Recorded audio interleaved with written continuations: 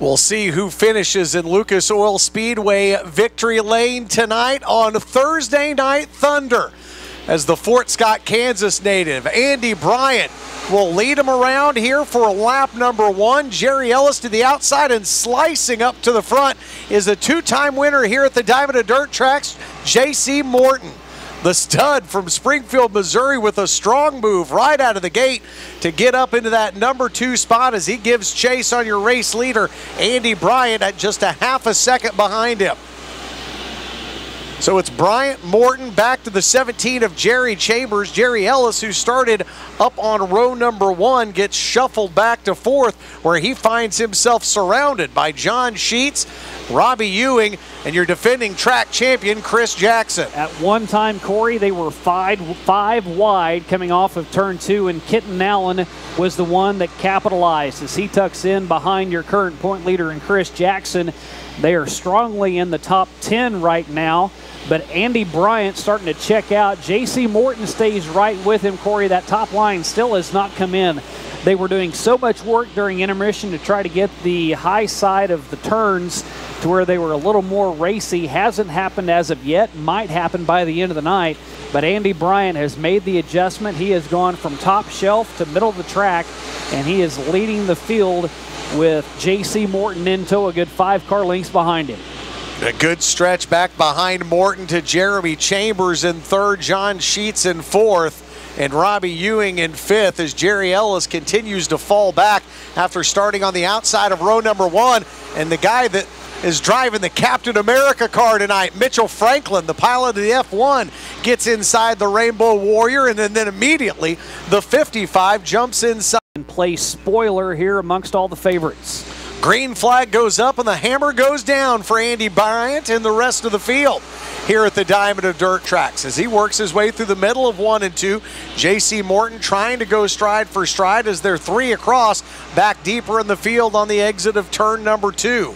John Sheets now, Shane, gets to the inside of Jeremy Chambers, but the Super 8 doesn't have enough to shrug off the 17 as Chambers holds on to the spot as they make another green flag lap here. But that's a good battle back for 3rd. Chris Jackson now up to 5th. Robbie Ewing following him, along with the Okie from Muskogee and Kitten Allen in the 98K. So Kitten Allen and Kyle Slater both making some big moves as they were deep in the field. Kitten Allen started in 10th, and now a 3-car battle with Allen and Slater on the outside of Robbie Ewing. Andy Bryant now with a 1.2 second advantage over the driver from Springfield as J.C. Morton rides in 2nd. Still a good battle for 3rd as John Sheets now has the Super 8 in front of the 17 of Chambers. Chambers drives it hard in the top of turn number 4, but it's Sheets sliding up in front of him and taking the line away to hold on to the number 3 spot here as we are 9 laps in. That allows Chris Jackson to pull up alongside Chambers momentarily as the cars continue to get stretched out around the racetrack. Andy Bryant just barreling through the turns. Now a 2-second advantage over the number 2 car on the pylon of J.C. Morton. How someone has not bought the 28 as of yet is absolutely beyond me. He has been up front all season long, grabbed some wins, had a hard luck crash last time out, but now he is pulling the field in this one, a half a straightaway advantage over J.C. Morton. If I'm another competitor, I might just go buy it that way he doesn't beat me every single week in that car. The driver from Fort Scott, Kansas continues to add to his advantage. Now 2.1 seconds to the better of J.C. Morton as they continue to fight back behind him.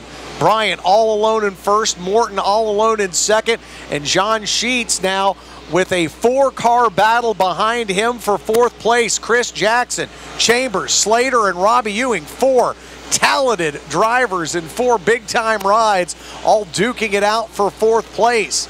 Previous race winner Eric Turner now pulls up behind Mitchell Franklin in the F1. He slows, and that allows Kenton Allen to slide up in front of him. Then he gets tapped from behind by the kid from Camdenton, and Eric Turner, the beneficiary of that, Shane, as he comes out of a couple of cars bumping together with another spot to the better, as Turner finds himself at 8th. And I'm not sure if Mitchell Franklin went in too hot or if something happened on Kenton Allen to where he just had to check up and that contact was made, but that was awfully hard contact. You can see the nose caved in on Mitchell Franklin, and on Kenton Allen's car, a lot of sheet metal damage. As now Andy Bryant starts to get up into lap traffic, and as you know, that sometimes can be a great equalizer if he's unable to time it out and navigate that lap traffic and get through it before anyone can catch up with him, or he gets collected in somebody else's mess. Well, he is up around the top of the racetrack, splits 2 cars to try and put both the 19th and the 20 a lap down here, and pulls up behind the number 1 of Kyle Henning. Henning and Jerry Ellis in danger of going a lap down, and this is a car in the 24, Shane, that started on the outside of row number 1 with Andy Bryant, and Bryant's maybe only a half a lap away from putting the 24 down a lap. Really like this battle for 4th right now, Corey, is Chris Jackson on the outside, has Kyle Slater to the inside, and then Robbie Ewing right behind him. The top 3 cars really all kind of fanned out right now with 1 lap to go. One more time around for Andy Bryant as he gets around the 1 of Henning. No one, anyone near him. Almost a 3-second lead over J.C. Morton, running in 2nd with John Sheets in 3rd. And how appropriate on Thursday Night Thunder as we lead to the 4th of July. It's the firecracker from Fort Scott that gets the race win. Is Dylan Hoover on the outside of Caden Cornell, but Caden has a rich tradition here at Lucas Oil Speedway, a winner already this year, as the late models will step down on the loud pedal and get underway with Dylan Hoover jetting out in front of Caden Cornell. Brad Looney tucks in 3rd, and then a 3-car battle as Russell goes to the inside, Becker to the outside to take home 4th. First time around here this 3/8 mile as they still fan out 3 wide. Back deeper in the field, Cole Henson pulls up inside John Fenewald. That's your first side-by-side battle, but it is back deeper in the field. That's a fight for 6th. Good start in this one for Dylan Hoover as the driver of the 99 finds himself about 3 car lengths to the better of Caden Cornell. Brad Looney follows them in 3rd, Becker in 4th, Justin Russell in 5th, and right now Shane Hoover's got the lead, but he just can't add anything to it right now as Caden Cornell moves his line up behind the 99 and just took that B-Mod feature to all of a sudden see the top of the track start to open up for the late models. And right now it's a scavenger hunt on both ends of the track, trying to find a line that works fast, maybe one, as you mentioned, to the top side that really hasn't been explored as of late. Hoover has not budged off of that top groove, and if he can get just enough bite up in that sticky stuff, he will propel off the corners. Caden Cornell just inches a little bit closer to him. Cornell's going to have to find a way at some point in time to budge off that line. He's not going to be able to follow the tire tracks all night long of Dylan Hoover. He gets closer. He cuts that 2-car length advantage down to only 1. And now he'll break from the line, go to the inside, try to find a good line down on that bottom side. It didn't happen in turn 1 and 2, so he'll go back top shelf as we are now 7 laps into our 25-lap feature. And Shane, earlier tonight it was Cole Henson that tried taking that inside line, trying to take the shortest line around the racetrack, and ended up in trouble getting nose down where the dirt is packed up on the outer edge of the infield. So it's kind of a line where you can run it and have success with it, but you got to hit your marks. As we see the 99 of Larry Jones peel off and out of formation, he will take his car back behind the wall and end his night early. Yeah, he just about got tagged by Matt Becker over on the top side as he was making the exit. Now Brad Looney's gotten up into this. He's still from the outside looking in, but he's right there. And how many times over the last 2 years have we seen the top 2 cars get involved in something and whoever's sitting back in 3rd or 4th be able to capitalize? They are in formation, 1, 2, 3, all within shouting distance of each other. Cornell follows the 99. Looney gets just a little bit closer, and now lap traffic is going to play a factor just within the next couple of laps as Dalton Imhoff, the first man a lap down with Ashley Lancaster on his outside. So this is a two-wide battle. This is what's going to be interesting with the lapped cars in front of Dylan Hoover. Are they going to stay too wide, or are they going to be able to get straightened out and let those lead lap cars find a way to get around him? And apparently now they will get straightened out. They'll go to the inside, as your lead lap cars will have to go high to get around them. Cornell just continues to inch closer and closer to the rear end of the 99 of Dylan Hoover. All the while, Looney not losing a spot either as he continues to stay about 3 or 4 car lengths behind the white 5-0 out of Willard, Missouri. The lap cars taking spots down on the inside line, and that opens things up for your race leaders to continue to run around the top of the racetrack now as Hoover is able to clear the 69, as does Cornell as they work their way through one and exit off the top of turn number 2. Yeah, able to clear them, but it took about 3 laps to get it done as Cornell a little bit higher on the track than Hoover through the apex, but then Hoover will come up. And now he signals out the window. Something breaks on the 99. Cornell around him. Looney goes around him, and something awry on the 99. You saw the hand come out the window as he came off of turn 4. He knew something broke, and Caden Cornell will get around him. The question now, does Brad Looney have anything for the 50? Looney had a hard time on the exit of turn number 4. He brought it in hot. Now Cornell goes high. He's off the pace. And now Brad Looney inherits the lead, and he will bring them across underneath the flag stand. Cole Henson is able to grab second away from Matt Becker on a good restart, and now the Hammer's going to have a lot of catching up to do. Tucker Cox to the inside. He will dip his nose of the number 1 machine inside the 66 of Becker, grab third spot away as Brad Looney starts to check out. A rough start to the year for Brad Looney. Had a tough time getting parts and pieces in. We expected him to run a full season here, but he really missed the first handful of races. But since he's come in, he has had a second place finish. That came back on June 6th. He had another top 10 in his last outing as well, and he leads the pack down the backstretch. This will complete lap number 19, 6 left in our main event, 1,000 to win, put up by Rains Ice here on Thursday Night Thunder. Looney high on the track. Henson goes up high as well. Tucker Cox really the only one using that low line, and he's able to stay with the pack, but he's really not able to catch up with them at all as they are starting to gap him up front. Tell you what, though, Shane, it was a ton of work for Tucker Cox just to get the 1T into third. That young man rolled off in 10th when the green flag dropped. So with the battle of attrition, losing a couple of the top cars out in front of the pack, Cox now finds himself improving 7 spots on the racetrack, but finds himself 2.2 seconds behind your race leader. So Brad Looney with a ton of room to work with right now. And what we were talking about before, you were talking about lap traffic. That's not an issue, but a restart might be now as caution. He steps down on the loud pedal over in turn 3. Green flag will come out, and Tucker Cox will look to the inside. And this battle for second now might be enough to let Brad Looney get out of the log jam that was that restart, get out to a sizable lead, and that may be enough to hold on and win this one here tonight, as he has a good 5-car length advantage over both Cole Henson and Tucker Cox. Cox to the inside, continues to run that low line. That's where Johnny Finewald comes as well, as Johnny Finewald started in 6th. He really hasn't moved around all that much. He's stuck in 5th right now with Matt Becker in front of him, and a good job by Larry Ferris, who was dead last to start this one.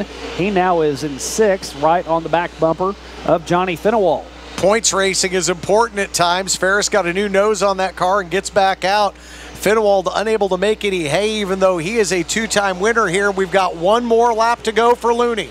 The 2011 Mars champion. A year before, he finished 2nd in the MLRA division.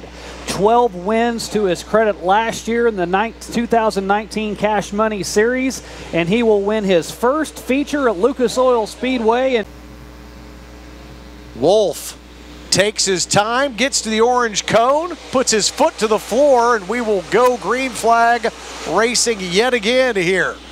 After a opening lap caution, Wolff rockets off the bottom of turn number 2, trying to hold the 292 of Joplin, Missouri's Kyle Thompson at bay. Well, you mentioned Wolff on the bottom of the track. Looking back in the field, Tyler Wolff, how he went from being in the middle of Ledford and Kirk all the way spinning around to the outside.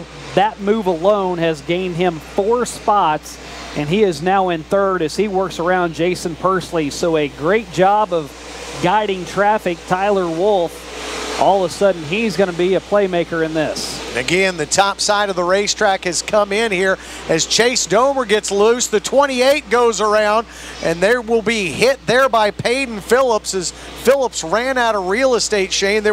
Thompson will set the pace here with Tracy and Terry Wolff behind him as the green flag goes up, and it's the red and white Wolff race car to the bottom of the track. 3 cars try their hand at the top line, and that will find Tracy Wolff trying to jump up in front of Tyler. All the while, Thompson will lead him around here. 3 laps into our 20-lap feature, a battle for second, side by side through 1 and 2. Wolff and Wolff. This time it's the number 4, Shane. Tyler Wolff getting a good run off the top of turn number 2. He and Thompson really tilling it around the top of the racetrack. Well, that's where he's best, and we talked about it earlier on. He's going to have to find a way to make a move somehow, and he tried it there with a slide job, and a great job by Thompson to stay out of him, and they get all wadded up deeper in the field. Chase Jones is there. Still a lot of racing left for these modifieds. The modified drivers mash it to the floor, and we get going. And Shane, you've been calling for Wolff to try and get up front, and right on the jump, he gets out in front of the 292 of Thompson. Wolff looking to lead his first lap of the night, just 4 laps in to this A-main. He does, and all of a sudden he jumps out to almost a second lead over Thompson. Tracy Wolff sitting in third, and then a lot of 2 and 3 wide racing back behind them with Jason Pursley, Ryan Middaugh, Terry Schultz, Dotson, and your defending track champ Robert Reed. And now, Corey, it's taken a while to get here, but now you're at a point to where you can get 2 and 3 wide and find racing room on the high side, find it on the low side. Earlier on in the night, everybody would just go straight down to the bottom of the track, and now you can see they're on the Jumbotron 3 and 4 wide coming off of turn 4 before they get side by side right underneath the flag stand. So while the top couple of cars may have pulled away from everybody else, great racing action deeper in the field involving Jason Pursley and Tracy Wolff. They're now side by side. That is for third. So Jason Pursley with the best run he's had so far this season. Mark Simon takes his 28 to the infield and calls it a night. And Tyler Wolff is trying to call it a night here as we near the midway point of this one. Already now after the restart, getting out to a 2.2 second advantage. Fellers now will take the Rondo Baptist Church ride back behind the wall. So 2 cars down as Wolff will come around to the cross flags. 10 laps down, 10 laps to go. And all of that movement through the field for Terry Schultz. I think he's finally found his stopping point. It's going to be tough for him to get any more positions through the field. He might grab 1 or 2, but he's now gotten around Robbie Reed, and that's another car, Corey, that really hasn't been able to make much noise tonight so far as Robbie Reed just really hasn't been able to move up through the field and has a lot of competition around him now with Schultz on his outside. The Vanderbilt race car for the man from Mexico, Missouri. Always runs well out in front, but he's never had a spot that's gotten him there tonight. Mired back in the pack behind the principal Jason Pursley and more as Wolff continues to carve up the diamond of dirt tracks. A 3.5 second lead over Kyle Thompson, and then a way back to Tracy Wolff in the 21W. The cars that run 1, 2, and 3 all spread out, but it is a big car on the track. He will take the green flag yet again here with Wolff and Darren Shaw behind him now after the 292 of Thompson went back behind the wall. He had been your race leader. Wolff overtook him, and now Thompson not to be found as they're 3 across back in the pack coming off of turn number 4. Kirk, Jolly, and others racing side by side behind the field here. Robert Reed moving up the track now, trying to stop the forward progress of the 75 as he gets in the way of Ledford. And it is just a breakaway now. Over a 2 second lead for Wolff. Darren Shaw has the 11 in position, trying to take away the number 2 spot from Tracy Wolff. Yeah, this is the race for second right now as Tyler Wolff is checked out. Tracy Wolff on the high side. Good run by the 11 and Darren Shaw as well. As this is going to end up being a 3-car battle. And what do you know? Terry Schultz. All of a sudden he's up into 4th, and who knows? He may end up with 2nd by the time this thing's done. He's got 4 more laps to do it in as the number 4 runs away from the field here. A 4-second lead for the number 4 from Fayetteville, Arkansas. And it is a 3-car battle for second. Right now, Tracy Wolff trying to get the Wolff name to go 1 and 2 as Shaw goes up the track. Wolff goes around him, and that'll open the door now for Terry Schultz. The blue 90 to the bottom of the track, carving its way around, and it will power past the 11, and Schultz moves up into 3rd, but Shaw's not going anywhere.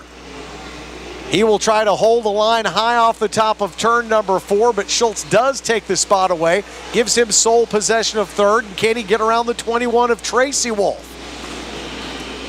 White flag in the hand of Mike Striegel now. One more time around for Tyler Wolff, as he has absolutely crushed the field. As the number 2 car comes under the flag stand, Tyler Wolff is almost 6.5 seconds out in front of everybody, leaving absolutely no doubt that Tyler Wolff will go to victory lane. Now, with multiple-time winner Derek Brown and Toby Ott, current track champion, defending track champion, on your front row, and we are underway. Final feature of the evening, 20 times around for the O'Reilly Auto Parts Street Stocks, and Toby Ott able to hang right with Derek Brown on the high side. And Corey, got to tell you, like the way the number 30's been able to wheel it around so far tonight, Clayton Campbell in the heat race stayed right with those front runners, and he is a solid 3rd place runner right now as the top 3 cars break away a little bit. Now Brian Brown gets around Jimmy Go. Johnny Coates looks to the inside as Toby Ott continues to ride top shelf and stay side by side with Derek Brown at the line. That new race car for Toby Ott looks good on the dirt. It looks good up front as they continue to drag race down the backstretch. Campbell just lying back right behind the top 2 cars on the racing surface right now, and it's 3 cars across back behind them with Johnny Coates on the inside, and Brian Brown gets a great run off the top of turn number 4 and takes sole possession of 4th place, but Coates not giving up an inch on that inside line now is Ott. Shane trying to get a nose out in front of Derek Brown. And Ott did get a nose out in front that last time by. He will lead his 2nd lap, completing lap number 4. The only car so far this season to really take it to Derek Brown. Now, Brown hasn't won every single race. He's had to start back in the pack. He's had to work his way up from time to time. Eric Maggard, his one-off race was really the only car that took it to Derek Brown. Right now, Toby Ott doing the same thing as Ott has stayed on the outside. They have stayed pretty much in formation as Derek Brown started inside row 1. Toby Ott started outside row 1, and they continue to battle side by side. How many times around can these 2 cars stay in that formation as Clayton Campbell stays right with them in 3rd? They all 3 have started to gap the rest of the field by an entire straightaway over Brian Brown. Brown leads the group back 4th, 5th, 6th. That's him. Johnny Coates, Jimmy Go, all battling 4th, 5th, 6th. Back further behind them, Bob Barnett trying to get the 27 up into that battle for 4th as well as he runs through the middle of turns 1 and 2. As he gets around the 7X of John Scott. Toby Ott still out in front of this one, and Shane, you asked how many laps they'll run in formation. We're about to find out as they are going to come up on the last car on the lead lap right now, and that is the pure stock of JT Carroll. Swap the carburetor out, running it here with the street stocks tonight as Parmalee goes around. We'll see if the 11 can pull up alongside the 27 where he had been for the previous 8 laps. Good restart by Toby Ott. He will have a full car length advantage over Derek Brown as they exit turn 2, and now Clayton Campbell will come up. He'll fight for second, so now with Ott all alone out in front, can Clayton Campbell play a spoiler in this one and stay right with the number 11 of Derek Brown. Clayton Campbell, Shane, trying to do something that no one has done to Derek Brown here this year, and that's make him finish outside of the top 2. But Brown is hooked up, running around the bottom of the racetrack, continuing to hug that inside around the big white tires. Campbell, a good run off of 4, and Campbell edged him that time around halfway through. So now Toby Ott out in front by 2 car lengths. That restart, the caution that caused the restart, as Colton Borland spins it out in the back of the field. We'll have another caution midway through. 10 down, 10 to go, and Ott down on the loud pedal again, and a good restart again out to a 2-car length advantage as Clayton Campbell, top shelf, good run off of 2, a nose out in front. He's going to catch up with your race leader, Toby Ott, but he will stay right in his tire tracks as they both go to the high side. Campbell looks to the inside and is unable to do anything, completing lap number 11. Toby Ott leads him around. Campbell with his nose to the inside of the 27 Ott, the 11 of Brown to the bottom of the track. Can Campbell get all the way around the 11 this time? He scored in that second position, continuing to run the high side of the racetrack with Ott. They fire off of turn number 4. That time Brown beat him by a nose at the scoring circuit. Ott way high on the track this time, and Brown with power off the bottom of turn number 2 pulls alongside your race leader. And 3 and 4 is where Ott has the advantage. He's able to get a run off of 4.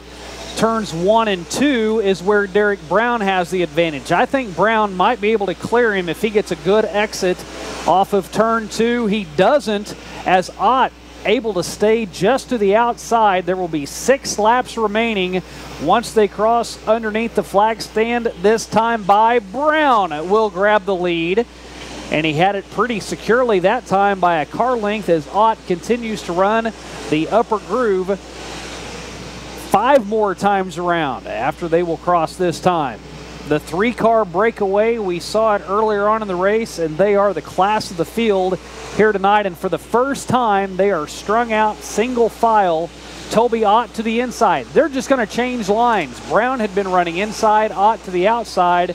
Now they're going to reverse those roles, and Toby Ott will see if he has anything left in the tank as he exits off of turn 4, but a good run by Brown to hold on to that position. Another 3-car group back behind your race leaders are led by Bob Barnett with that 27 back out on the racetrack. Brian Brown running the high side, and Johnny Coates behind him run 4, 5, 6. Then it's another 3-car group behind them, and then a car spins in between 1 and 2. This season long, we have seen a number of not necessarily last lap passes, but last turn passes coming off of off of 4, either by a slide job or just a strong power move. And we'll see how this one shakes up. Bob Barnett now all of a sudden, he had been riding back in 4th. The top 3 had always been able to check out, and now Derek Brown, after this restart, first and biggest lead he's had so far, as he now starts to pull away from the 27. Man, you just get a feeling that he was just toying with him this entire time, don't you? It was side by side and nose to tail, and now whenever it comes down to money time, he now has a half a straightaway advantage. You think he was rope-a-doping a little bit? You think it was a little Muhammad Ali? I'm just going to say he was conserving his tires. That's what I'll say. Clayton Campbell now has gotten around Toby Ott. He's worked up to second. One more time around for Derek Brown. Clayton Campbell with a good run. Toby Ott now in third, and Bob Barnett, first time back in almost a month. He's got himself a top 5. Johnny Coates and Brian Brown will battle for that 5th position. Derek Brown, low side off of turn 4. Checkers in the air. Another win for Derek Brown. This time he does it on a Thursday night.